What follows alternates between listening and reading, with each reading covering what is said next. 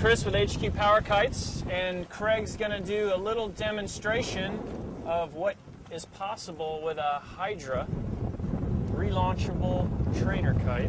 And he's going to demonstrate how you can use a Hydra as a training device leading into kiteboarding. So you're asking yourself, how does this kite really work? Well, it's a ram air foil. There's no bladders, so you don't need to spend any time pumping anything up. It's got a one-way valve. We'll call it automatic intake. It's a one-way valve. It looks very similar to this. It's like an internal windsock. The pressure of the wind forces the valve open, allowing the wind to inflate the wing. And if you hit the surface, water or land, the pressure forces that valve closed, and that keeps the water from rushing into the wing. So when we're done, there's a zipper in the back, and we can just unzip and let the air out.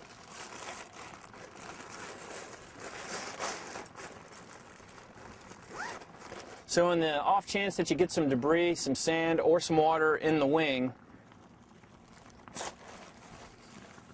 you got dirt outs. There's a little bit of a channel that's left open through the ribs, and everything will pour right out one side.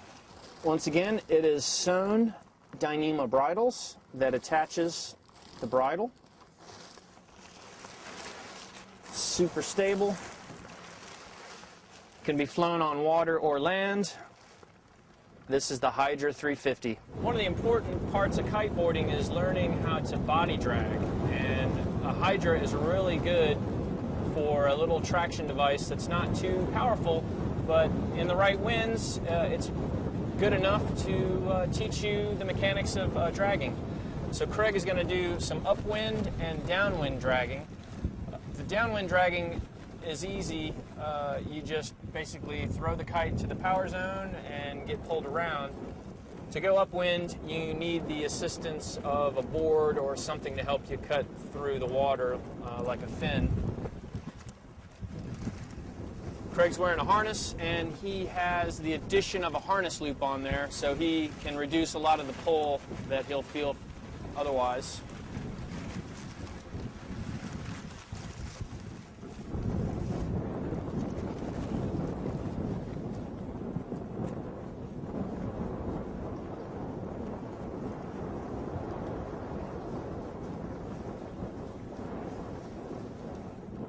Craig is looped in to his harness loop, and he has a traditional kiteboarding leash that he's hooking into his wrist leash. That just frees up his wrist a little bit. He's flying a 350 Hydra. 3-line control.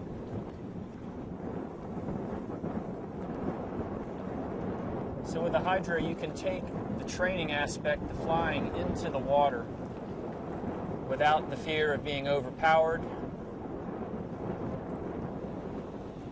So Craig is now throwing the kite through the power zone and then doing a little bit of a body drag.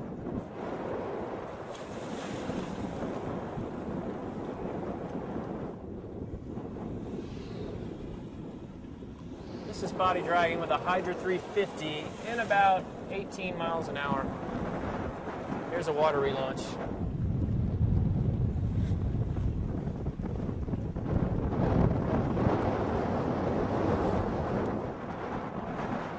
When the winds are light, Craig really has to move the kite through the power zone to generate a lot of power. The kite isn't big enough to really lift him too much when it's just at the top of the window. So in order to really develop that pull, that thrust, he's got to really maneuver the kite, actually kind of fly it through the window. Stable enough to fly with no hands.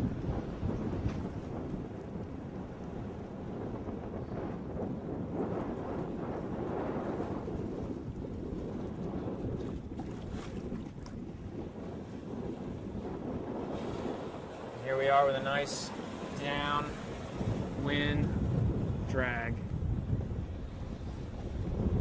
Notice he's doing a few loops here and there just to keep the power up.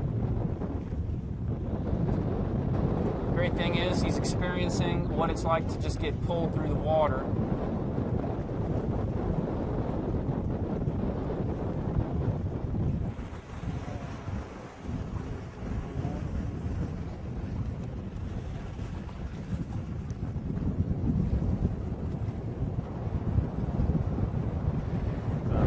HQ Kites is proud to distribute this board in the States.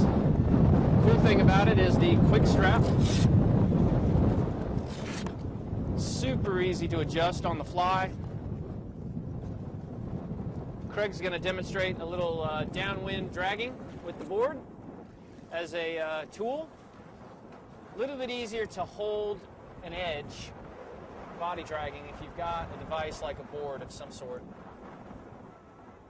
Certainly not enough power in this kite to ride the board, but Craig's going to practice manipulating the kite and the board at the same time.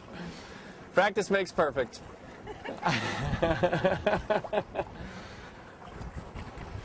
The good thing is it really gives the student one more thing to think about when they're out in the water.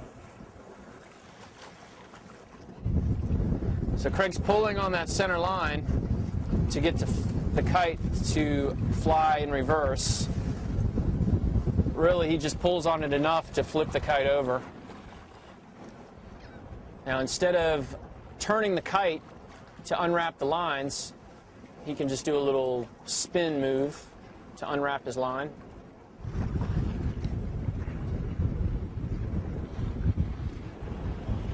So here's Craig, one hand on the board, the other on the bar, and he's using the Hydra to do a little body dragging with.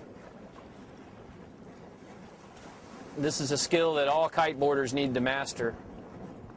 Here comes Craig on an upwind drag. Kicking with his feet just a little bit. And the board helps act like a rudder, steering him in the direction he wants to go. It's possible to let the Hydra sit on the water on its back.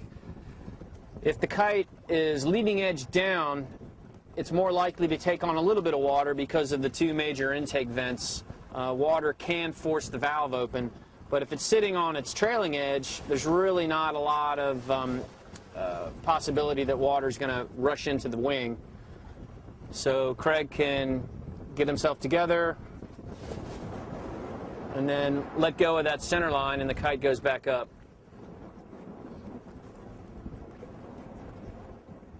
So here's Craig landing the Hydra. You can see it retains air even when it's sort of in an awkward position.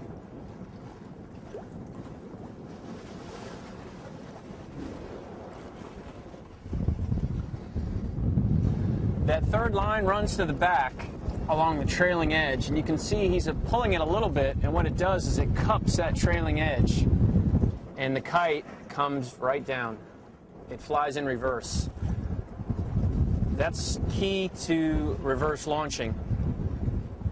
And here's Craig demonstrating the reverse launch using that third line. He'll pull slightly and turn the bar at the same time, and when he does that, not only does the kite fly in reverse, it actually flips around. And when the leading edge is pointed to the sky, he releases that third line, and the kite flies straight up again.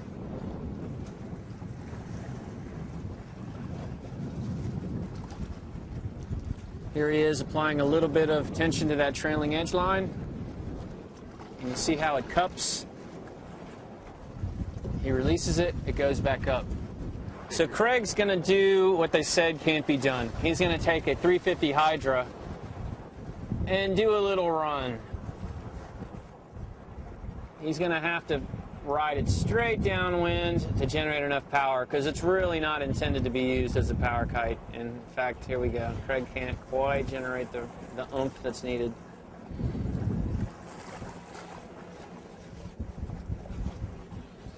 Oh, look at him, there he goes, there he goes!